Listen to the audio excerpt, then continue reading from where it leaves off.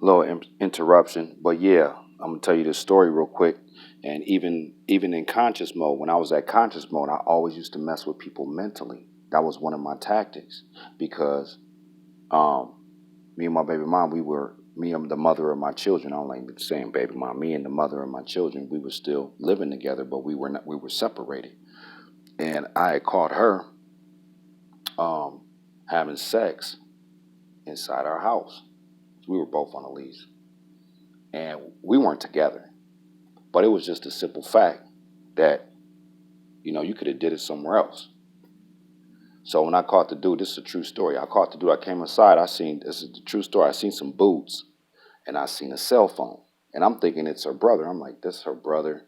Some boots, a cell phone. I said that must be her brother. But then I hear slow music playing. So when I hit the corner, all I seen was ass cheeks pumping. And I'm just like, and then she looked up and saw me, popped up. She's like, what the? She's like, what the fuck? And I'm like, what do you mean? Like what's going? Dude's like, dude hops up. He's like, man, I didn't want to meet you like this. I said, meet me like what? So you still in my house? He's like, man, da da da. I said, you know what? I said, y'all can finish. He's like, what? I said, man, y'all can finish. I said, matter of fact, what's your name, man? He told me his name. I told him my name. So I would shake your hand, but I don't know what's on it. But another reason is, and I just had went to the liquor store. So I said, man, you know what? I said, you want a shot or a beer or something? He's like, no, brother, I just didn't want to meet you like this. I said, why you keep saying that, man? Meet me like what? So this the third, fourth, fifth time y'all been doing this? I said, because I'm not even with her. I told y'all could finish. And he's like, nah, dude. I said, you know what, man? I'll be in the kitchen because our room was by the kitchen. I said, you know what, man? I'll be in the kitchen. I said, y'all can do what y'all want to do. Y'all can finish or whatever. So I'm going to have a beer and I'm going to go back to work. So he comes at this time when I'm speaking to him, he's butt naked. He has the pillow over his genitals and shit.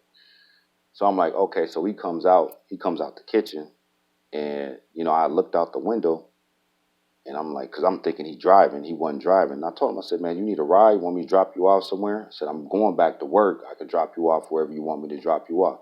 He's like, no, man, I'll just take the bus. And it was so funny because the bus was like 12 blocks away. It was the nearest bus stop.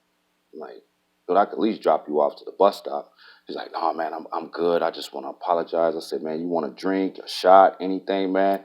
I said, to get that little edge off of you right now because I know you're like a little edgy and shit. He's like, no, man, and then the mother of my children, she just shook her head and just put her robe on and walked to the bathroom and just was shaking her head because she already knew I was going to say something that he wasn't ready for. And I'm like, okay, so he's like,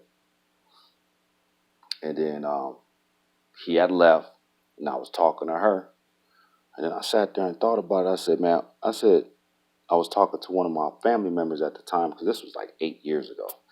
I was talking to one of my family members at the time, and this is when I was black. I had a black mind frame and everything.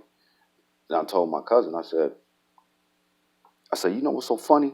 I said, what? I said, what is he going to say to his homeboys, to his friends? He was like, what are you talking about? I said, man, you go, you link up with your guy, your brother or whatever, and you be like, man, dude, I just got caught by this girl's um, father of her children. Like, what was you doing? Oh man, we were having sex. He came in the door and I didn't even hear him. He caught us in the act. Like, damn, what'd he do? And he offered me a beer and a ride home. And then told me I could finish. That's how you deal with these simple-minded Negroes like that. You use the mind. Because he didn't know. In his mind, he could be like, if I hop in his car, he might do something to me and throw me in the river or something. But that's the power. So my fault about that. I had to do 2 videos to this because obviously somebody called me at the wrong time. But it's the activated one, New Brighton, the Futuritarian. I want to say peace, Jasa.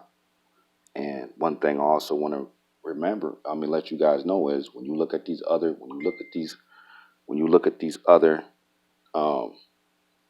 societies, not societies, these other um,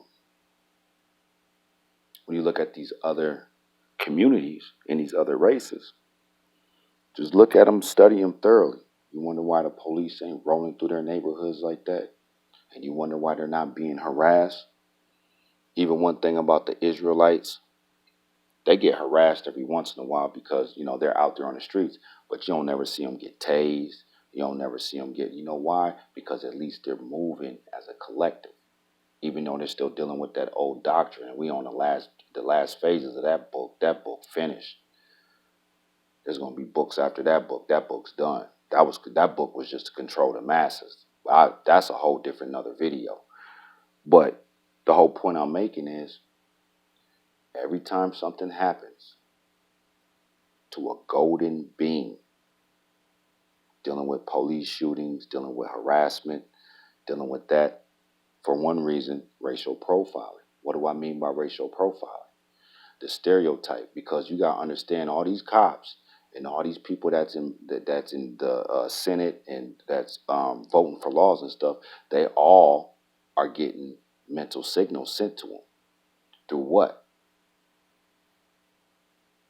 Through these, a lot of them are on TikTok, a lot of them are on Facebook, a lot of them are on YouTube, Instagram. So they get this news feed and they get this image that's being stored in their head on which ones they have to use force on. And it's already embedded in them. It's already genetically in their DNA, but on a mental aspect, it's being pushed even more. So that's why when they encounter certain people and how they look, I'm not even talking about the skin tone.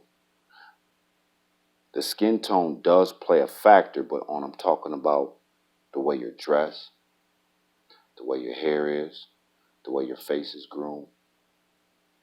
Does it give them the right to do whatever they illegally to do? No, it doesn't. But you have to think past that because we're in the age of intel. Peace, Josiah.